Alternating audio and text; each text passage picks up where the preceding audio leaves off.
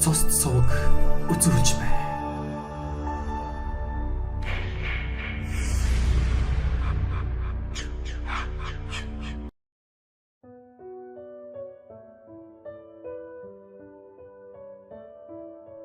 Даши мунда цэвэний харл хамсүрэн цэвлийн Ванчиг жамба гэсэн гурван нэр халахын шоронгийн луугруудын ярианд байнга л хамт яригдж байдаг. Үнэн дээр чинь гурав яс цооч буюу гянданд нэг хэсэгтэй л азаргалж явсныг халахын хідэн шоронгийн түүх гэрчилдэг. Цэвэний харл хамсүрэн анх 1965 онд эрүүгийн хуулийн 76-гийн Б-гээр 2 жилийн ял авч шоронд ороод өчүүгэнч нар салхи хөсөлгүй 21 жил тасралтгүй ял эдлээд 1986 онд бүр мөсөн суллагджээ. Энэ хугацаанд жирийн дэглэмд 1 удаа, чангад 2 удаа, онцгойд 2 удаа, гянданд 2 удаа орсон бөгөөд эгээтэл дэд хэмжээ буюу цаазаар авахулаагүй гэдэг.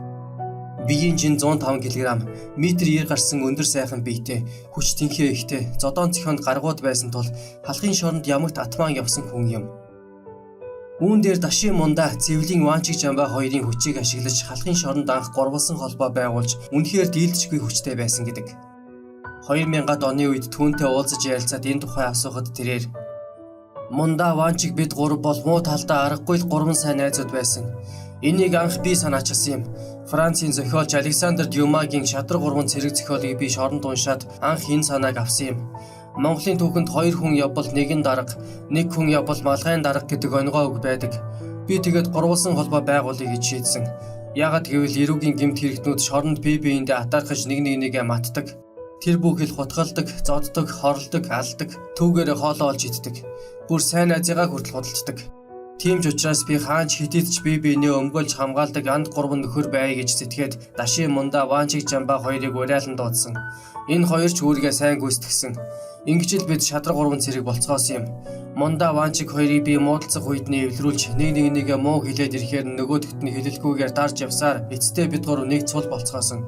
Мөнгө төгрөг олбол хуваагаад авчдаг, арх олбол хуваагаад уучдаг, хоол олбол хуваагаад л идчихдэг. Хулгайч нар өнгөрөөд байвал нийлээд балвчдаг сайхан найзууд явсан да. Харин энэхүү байр суурийг минь Эрдэнэ очрын Баттулга гэдэг нөхөр надтай булаацалтаж 1981 оны 8 дугаар сарын 3-ны шөнийн 3 цагт намайг унтаж байхад 9 удаа хутгалсан. Хамгийн муу эрэл хүнийг унтаж байхад араас нохой шиг гитэж дайрч хутгалдаг байхгүй юу? Харин би бие сайтай тулдаа тэр олон хутгалалтыг даваад гарсан юм. Хүн хутгалуулж байхдаа их сонин юм боддtiin байна лээ. Хамаг би сүлдээд хөдөлж чадахгүй цустайгаа хойлолдоод хөвтөж байхад хүмүүс ирээд салгаж байх шиг байсан. Баттулга мэдээж гянданд 3 жил аваад орсон. Сүүлд манай хоёр түүний гянданд нь ороод цустай нь хойлтол балбсан гэдэг. Ер нь иймэрхүү атаач өтөө байр суурь булаацалсан хогийн юм бол шоронд өдөр цаг болгон л явагдаж байдаг. Гэхдээ бид гурав байр суурьаа алдалгүй бүгдийг нь дэг жаыг тоонд нь суулгаж атгаж байсан да хэмээн өгүүлсэн юм. Нэрэл Даши мунда цэвлийн Ванчиг жамба харл хамсүрэн гуравч чанга онцгой гянданд байхдаа хинт ч дийлдэдгүй байсан гэлцдэг. Мань гурвын нэрийг шоронд ял эдэлж байсан дунд үеийнхэн бараг л амны уншлаг болгочихсон байдаг. Гянданд байхдаа мань гурав цагаан сараар яс цоочны өрөөндөө ууц тавьж арх ууж тансаглаж байгаад баригдаж чангалуулсан байдаг. Мөн онцгой дэглэмийн шоронд байхдаа ямаа боож идээд гяндалуулсан байдаг. Тэр үед улсын прокурорын тусгай хяналтын прокурор Батначин очоод "Ламсруу минь чи шоронд ямаа боож иднэ гэдэг чинь юу гэсэн үг вэ? Хичнээн шил архиулсан бэ? Гих зэрэгээр хөхрөлдөж байгаад л гяндалаад хоёчихсан" гэдэг. Хөхрөөд инээлдэд байхаар нарайш гяндалахгүй болов уу гэж мань гурав боджээ. Тэгээд гянданд очоод засарсангүй. Арих дар суудаг нь хിവэр бөгөөд Монголд анх шаг гэдэг ухагтгууныг мань гурав гяндангийн өрөөнөөс гаргаж ирсэн гэлцдэг. Тухайн үед арих 27 төгрөг байсан бөгөөд гянданд 2 жил арих 500 төгрөг хүрч байсан байна. 1979 оноос эхлэн мань гурав хянагч нартаа 500 төгрөг өгч архинд гүйлгдэг байжээ. Тэд ганц удаагаас хайлаастын дэлгүүр ороход 30 минут л гүйдэг байсан бөгөөд сарынхаа цалинг 30 минутанд л олдог байж. Шадар гурван цэрэг угаасаа шоронд мөнгийг хангалттай амархан олдог байсан тул мөнгийг бол тоохгүй үрж цацдаг байсан байна. Гяндангийн өрөөнд зүгээр сууж байхдаа л доод наарнуудаасаа татвар эргэлтийн мөнгө гээд бүгд шууд л мань гурвын гар дээр ирдэг байжээ. Харл хамсрүнгээс түүний эцэг цэвэний талаар асуутал тэрээр инхүү өгүүлсэн юм. Би анх шоронд орохдоо 21 жил суун гэдгээ зүүн совингороо мэдрээд эцгийнхээ нэрийг шоронд гаргахгүйгээд өөрийнхөө удамд байхгүй цэвэн гэдэг нэрээр овголсон юм. Энэ чинь зохиомол нэр. Тэгээд шоронд цэвэний ламсүрэн гэж л ярьдаг болсон. Миний эцгийн жинхэнэ нэр овг маань нэрэнцэнд орж шүү дээ хэмээжээ. Харл хамсүрэн мөн ар гэрээсээ ирсэн эргэлтийн хоолыг би огт иддэггүй байлаа. Учир нь шоронд үнэнхүү хатан төвчээр хэрэгтэй. Намайг яаж төвчээр гаргадаг байсныг 50-аад оны том хулгайч нар бүгд мэднэ. Эргэлдээр ирсэн өөх тостой гой хоолыг би байнга идэхгүй шүү дээ. Тийм хоол чин шоронгийн хүн сүлд нь лай болдог байхгүй юу? Тэрний оронд хар тал хадууны цөвдай хоёрт ходоодоо дасгаад байж байснад хамаагүй дээр. Ингээд эргэлдээр ирсэн хоолоо буцаагаад явуулдаг байсан гэдэг. Халахын шоронд хар лам сүрэнгийн ганц сайн сурсан чаддаг юм нь гэвэл мөрийтэй тоглоом бөгөөд Монгол байдаг бүхий л мөрийтэй тоглоомыг халахын том хулгайч нартай тоглож үзсэн байна.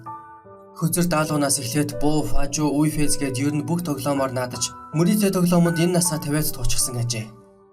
1980-ад оны сүүлд Цэвэний хар лам сүрэн Хинти аймгийн Нэгдэл дундын үйлдвэрт бригадын дараагаар ажиллаж байх үед 60-70-ад оны шоронгийн атман зөвлөл байсан шулах сандаг түүн дээр очижээ. Мань хоёр атман тэрвэрлдэн уулзаад ганц хоёр шил юмны бөглөө мултлах цуураа ин хөөрөлдөжээ. Хоёулаа Хинти аймгийн дадал сум орж бригадуудтай мөрийтэй тоглоё гэжээ. Тэдний гар дээр дор хаяад 20-30 мянган төгрөг эргэлддэг гин. Шоронд олон жил хөзөр тоглосны хэрэг юу бэлээ? Ер нь нарныхын хэр тоглодгийг үзье хэмээсэн байна. Соцуугийн 20 мянган төгрөг гэдэг их мөнгө шүү дээ. Ингээд мань хоёр Хинтийн дадал сумыг зорьсон байна. Хинтийн бригадууд эхлээд мань хоёрын бэл бенчингийн сонирхсан байна. Тэгтэл хар лам сүрэн өврөө одолж хэдэн ширхэг зоот үзүүлжээ. Шулах сандгийг үзүүлэх гэтэл битгий үзүүлгэж бригадын хажууд жүжиглсэн байна. Ингээд тоглоом эхэлсэн байна. Шудраг өгч авалцгаар тохиролцов. Мөрийгөө өгөхгүй бол бригадууд хотголдог гэдгийг тэд мэдэх байна. Хэрвээ бид хожичвол мөнгө аваад шууд явна. Та нарын зүгээс ямарваа нэгэн горилолт байхгүй шүү хэмээн тэдэнтэй яс тохиролцжээ. Ингээд тэд хөдрөөр муу шиг стос ходроо зэргийг тоглосон байна. Ингээд мань хоёр 10 гаруй бригадтай хонон үнжин тоглоод 28 мянгаад төгрөг харамалчихжээ. За бид явлаа. Эхэндээ бид тохиролцсон одоо гомдлохгүй биз дээ гэд гараад явчихжээ. Баахан мөнгө өвөртөлсөн мань хоёр бөөн баяр болжээ. Бүрэн хааны наад талын овоон дээр гараад 28 мянган төгрөгөө тэнцүүхэн хувааж аваад ганц шил архины бөглөө мултлаад сууж байлаа. Гэтэл цаанаас нь улаан тоос татаж ВАЗ 53 машин дээр баахан хүн суучихсан ирж явна гин. Төдөлгүй тэд овоон дээр гарч ирээд бүгд машинаас бууж мань хоёрыг бүчээд авчээ. Мөнгө алдсан 10 гаруй буряд хуйнаасаа хутгаас углан унжуулаад бид хизээч нутгаасаа мөнгө гаргадаггүй. Одоо эр хүний ёсоор дахиад тоглоно. Бид мөнгө олоод ирсэн. Энэ мөнгийг хойчих юм бол та хоёрыг эр хүний ёсоор үнэлээд шууд явуулна гэж сүрдүүлжээ. Хариуд нь хар лам сүрэн шулах сандаг хоёр нуруугаа нийлүүлж суужгаад огт айсан шинжгүй инхүү өчжээ. За эр улсын бол эхлээд алдаж сур. Хожих нэг өдөр байхад хожигдох нэг өдөр байдаг юм. Буряд хөвгүүдийг омогтой шартаа гэж дуулсан. Түүнээс алдсан мөрөндөө амь тавьдаг гэж дуулаагүй. Бид тоглохгүй л гэсэн бол тоглохгүй. Инглигээд та хоёр бид хоёрыг алах гэж байгаа бол ал. Гэхдээ бид хоёр зүгээр алуулахгүй. Халахын шоронд бид хоёр зүгээр нэг суугаад гараагүй. Олон хулгайчтай цусаа асгартал үзэж явлаа. Хинээс ч айхгүй алдах юм байхгүй шүү. За тэгээд өөрсдөө л мэд хэмээн ачтаач хэрэлдэжээ. Тэгтэл нөгөө бригадууд жаахан зөөлрөөд иржээ. Тэгээд эцэст нь өөртөө шудраг өгч авсдаг ёс жаягтай болохоор мань хоёрыг аргагүй хүлээн зөвшөөрчээ. За та хоёр явдаа. Хэдэн хар цааснаас болж эр хүний ёс чудгаа алдаад юу хөв? Ингэж тэд хэлээд машинаас 10 литр нэрмэл арх гаргаж ирээд хувааж ууцгаагаад сайхан салсан гэдэг. Цэвэний хар лам сүрэн 1986 онд Амар болд генерал Хинти аймгийн цагдаагийн хэлтсийн дарга байхад нь шоронгоос суллагдсан байна. Амар болд дарга "За лам сүрэн минь чи одоо хүн шиг амьдр" гэд амьдралын хамгийн сайхан бүхний түүнд хэлээд иргэний паспорт авч өгчээ. Тэр цагаас хойш хар лам сүрэн шоронгийн хаалга татаагүй гэдэг. Халахын шоронд хар химээн алдажсан Цэвэний лам сүрэн химээ хинэл гүндүүгээр хүн алж нүгэл хийгээгүй ч хүчбээр залуу насныхаа ааг омгонд аархаж олон жил шоронгоор яваагүй бол өдийд нэр алдраад уурсгасан сайхан тамирчин байх байсан ч юм билүү хэм мэдэх билээ дээ.